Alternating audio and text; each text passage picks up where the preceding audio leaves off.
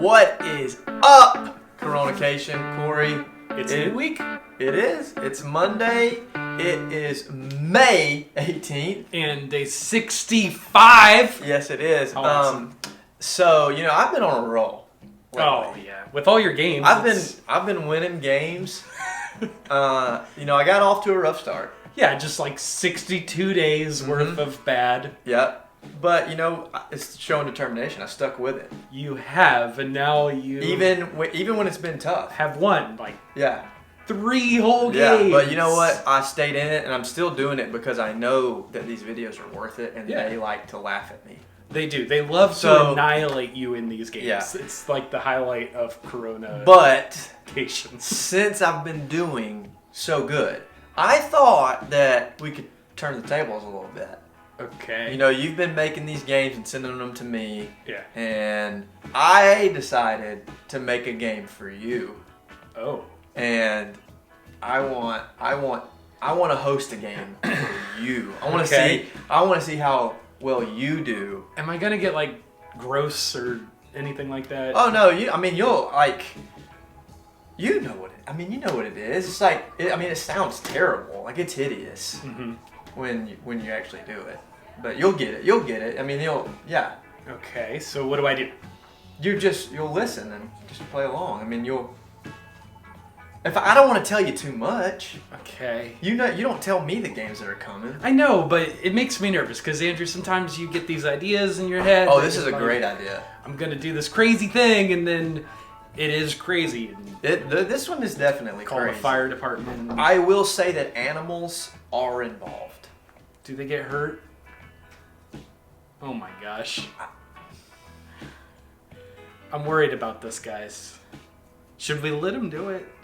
It's already done. Okay. Yeah, Levi knows. I tested hurt the animals. I didn't say that they were hurt. Good. I didn't answer the question.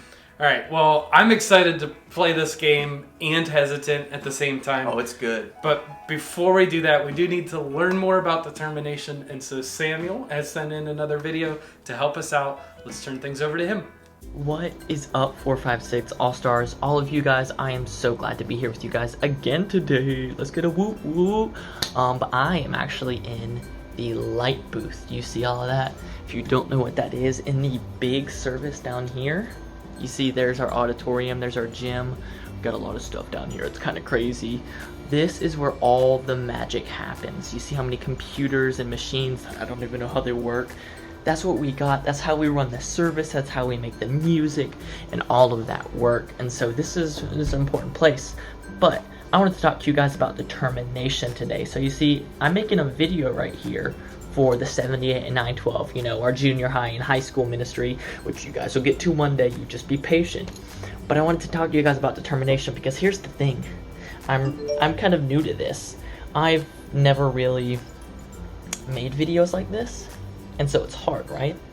And so I need some determination to figure it out. I don't want to get frustrated and I don't want to get worn out.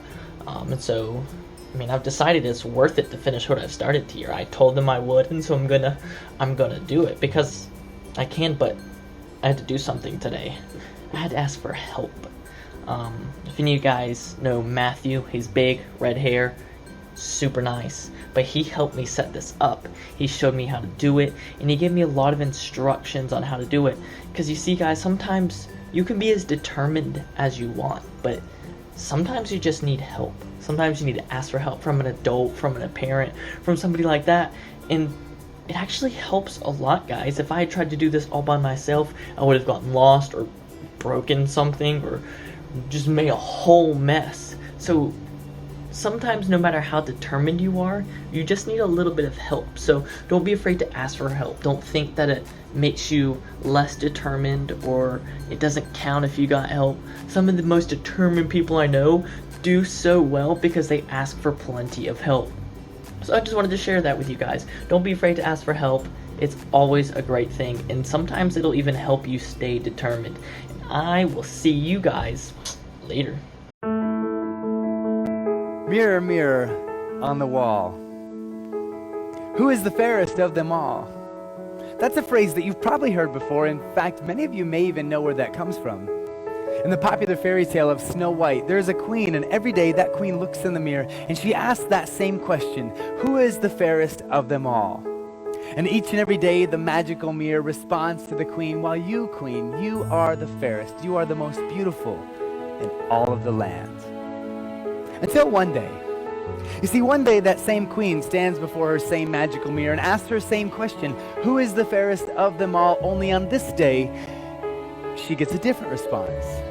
The mirror basically says, you know, queen, there is this other girl, and she is more beautiful even than you.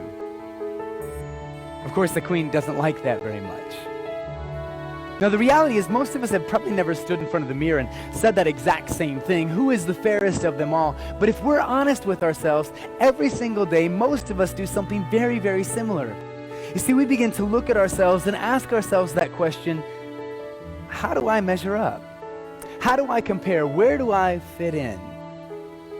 Genesis 1:27 tells us that we were created in the image of God. In fact, Psalm 139:14 says that we were fearfully and wonderfully made. And Ephesians 2:10 tells us that we are God's workmanship, His masterpiece. But in spite of all of these things that God has given us in His Word to tell us the value and worth that He sees that we have, sometimes instead of listening to God, we listen to other things. We listen to the world around us, and the world around us is not always so kind. You see, this world is full of deception and illusion. In fact, one of the things the world loves to do is steer you away from what God says and tell you something completely different. We begin to listen to what the world says. We begin to look in the mirror and sometimes wonder, am I smart enough? Am I tall enough? Am I skinny enough? Am I rich enough? Or maybe you're too tall, you're too skinny, you're too rich, you're too smart. One way or another, we all question, am I enough? You see, too often we do look in that mirror and we don't like what we see. 1 Samuel 16:7 tells us that man looks on the outward appearance, but the Lord looks at the heart. And even though we know that what God cares about most is what's going on inside of our lives, sometimes we do let all of those things that other people say really affect our self-image and who we believe ourselves to be. We look in the mirror and after a while we don't like what we see. Because what we see looking back at ourselves is us. You see, we know our shortcomings. We know our faults. We know the areas that we just feel like maybe we don't measure up. And sometimes what we would prefer to do is not let anybody truly see us for who we are. What we would prefer to do is just simply cover all of that up. We would rather hide ourselves from the world around us and somehow think that if maybe we could separate ourselves enough, we won't have to listen to those condemning words that people do say. People you barely know who somehow have taken it upon themselves and feel it's their obligation and their responsibility to let you know that your life doesn't matter. Maybe people even that you do know, people that you're supposed to trust more than anybody else, your own friends and family who have left you feeling broken and hurt because of the words that they've said to you. See, you've heard it said that sticks and stones will break my bones, but words will never hurt me. And the reality is that that is a lie. Because the fact is that words do hurt. And sometimes people do say things to us and they leave us broken. They leave us hurt. In fact, sometimes those things that people say to us, those words that people say, they truly leave us broken. They leave us shattered. It feels as if our life has fallen to pieces because of the words that people have said. You see, sometimes what happens in this world is people say things to us and people do things to us that leave us feeling empty and leave us feeling broken. And sometimes it feels as if the only chance that we have is to cover all of that up, to not allow people to see us for who we are. You see, here's the amazing thing. You see, sometimes in the middle of all of our brokenness, in the middle of all of that hurt that we faced, in the middle of all of those things that the world has said that leaves us feeling broken and shattered, sometimes what we need to do more than anything else is simply be willing to get on our knees before God, to be able to pick up those broken pieces of our life, to bring those broken pieces to Him,